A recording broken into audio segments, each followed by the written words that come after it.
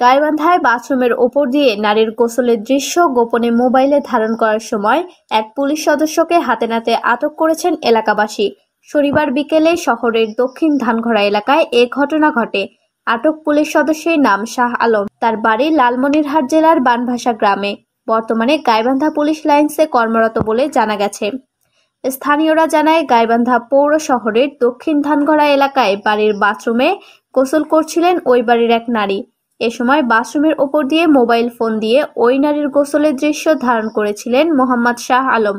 নারীর গোসলের ভিডিও ধারণ করার সময় স্থানীয়রা টের পেয়ে চিৎকার করলে আশেপাশের লোকজন ছুটে আসে। নারীর গোসলের ভিডিও ধারণ করার সময় স্থানীয়রা টের পেয়ে চিৎকার করলে আশেপাশের লোকজন ছুটে এসে শাহ আলমকে আটক করেন।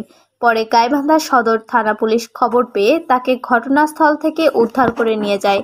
আটক পুলিশ সদস্যকে উদ্ধার করতে আসা গাইবান্ধা সদর থানা পুলিশের পরিদর্শক মোহাম্মদ সিরাজুল ইসলাম বলেন, আটককৃতকে জনতার হাত থেকে উদ্ধার করে গাইবান্ধা সদর থানায় নিয়ে যাচ্ছি। তদন্ত করে দেখব উনি আসলেই পুলিশ সদস্য কিনা। ভুক্তভোগী পরিবার অভিযোগ দিলে অপরাধীর বিরুদ্ধে আইনানুগ ব্যবস্থা নেওয়া হবে।